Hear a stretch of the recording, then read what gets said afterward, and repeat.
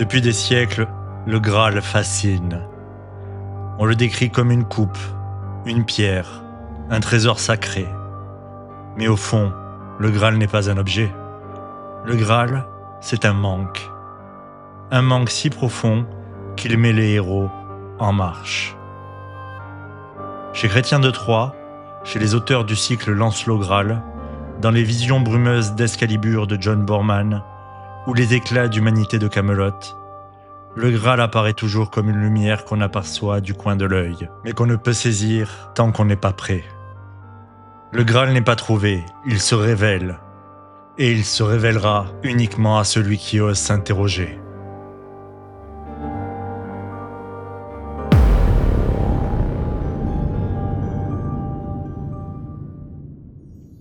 Dans le conte du Graal de Chrétien de Troyes, Perceval est un jeune homme naïf, presque sauvage, élevé dans une forêt pour échapper au monde.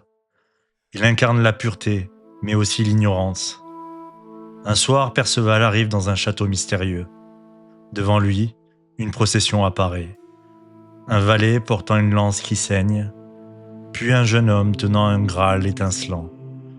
L'image est sacrée, bouleversante, mais Perceval ne dit rien. Il ne pose pas la question. Pas un mot sur la lance, pas un mot sur la coupe. Son silence condamne le roi pécheur à rester infirme, et le royaume à demeurer stérile. Et c'est là le premier enseignement du Graal. Ce n'est pas l'objet qui guérit, mais la conscience qui interroge. Nous portons tous un roi pécheur en nous, une blessure ancienne qui attend que nous posions enfin la bonne question.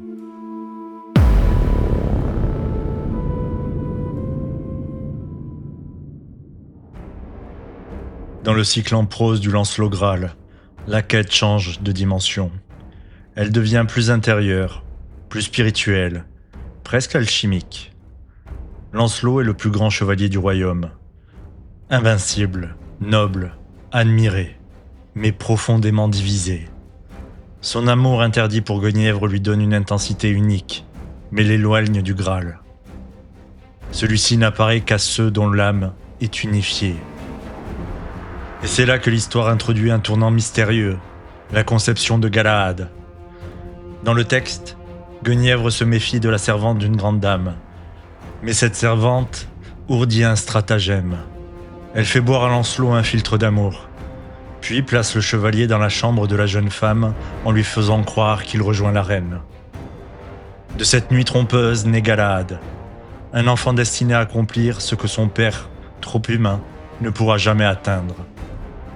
Cet épisode, souvent occulté dans les adaptations modernes, donne à Galahad une aura quasi messianique. Il est l'héritier du plus grand chevalier, mais libéré de ses contradictions. Et ce procédé narratif n'est pas isolé. Il fait écho à un autre moment fondateur, la conception d'Arthur lui-même. Uther Pendragon, consumé par son désir pour Igerne, accepte l'aide de Merlin. Ce dernier va lui donner un sortilège pour prendre l'apparence du mari d'Igerne. La tromperie engendrera le roi qui portera tout l'espoir du royaume. Dans ces deux conceptions, on retrouve la même matrice mythologique.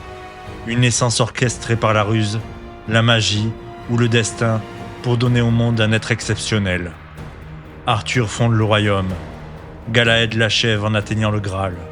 Le premier incarne la royauté, le second incarne l'accomplissement spirituel. Lancelot, lui, reste entre les deux. Le héros magnifique, mais blessé dans son unité.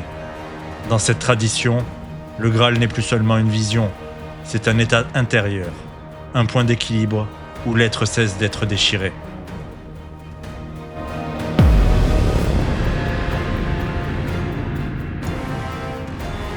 Au cinéma, dans Excalibur de Boorman, tout semble émergeant de la brume. Les armures, les rivières, les arbres. Comme si la réalité elle-même hésitait à se dévoiler. Le Graal apparaît alors comme une réponse qui ne peut surgir que lorsque le héros descend au plus profond de lui-même. Dans Camelot, Arthur n'est plus un roi triomphant. Il est fatigué, brisé, vidé de sens. Il ne cherche même plus le Graal. Il cherche uniquement à tenir debout. Et pourtant, c'est là que la mythologie rejoint la psychologie moderne. La quête du Graal n'est pas celle d'un objet sacré, mais celle d'un soi intérieur qui a été perdu. Le Graal aujourd'hui, ce n'est pas trouver sa légende, c'est retrouver sa cohérence.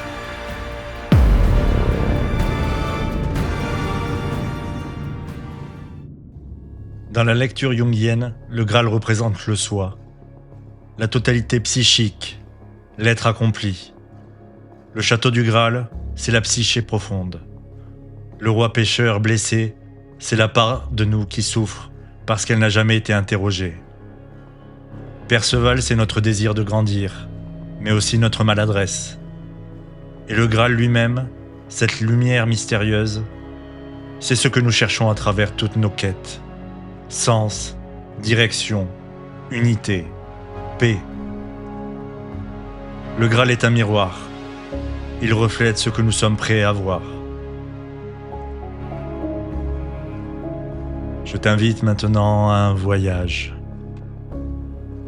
Ferme doucement les yeux et laisse ton souffle s'installer. Tu inspires profondément par le nez et tu expires lentement par la bouche. Tu inspires profondément par le nez et tu expires lentement par la bouche. Une dernière fois, tu inspires profondément par le nez et tu expires lentement par la bouche. Imagine une forêt médiévale, calme et profonde. La mousse recouvre les pierres, un ruisseau murmure, un sentier s'ouvre devant toi. Et tu avances sans peur. Au loin, une lueur apparaît. Elle guide tes pas vers un ancien château, un lieu où les mythes résonnent encore. Tu franchis une grande porte, puis une salle immense se dévoile à toi, baignée de lumière. Et au centre de cette salle, posé sur un autel de pierre, un Graal t'attend. Il n'est pas matériel, c'est une coupe de lumière. Approche-toi sans crainte et observe ce que ce Graal évoque en toi.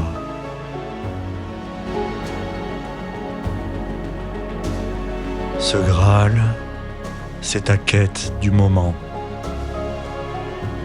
Une paix à retrouver, une décision à prendre, un sens à redonner, un courage à réveiller.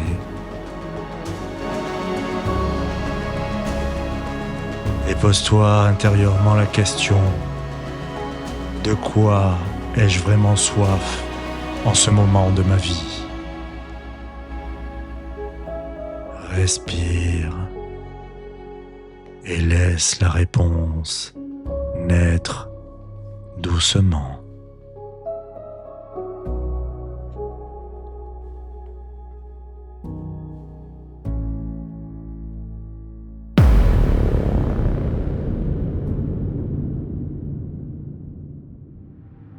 Le Graal ne se possède pas.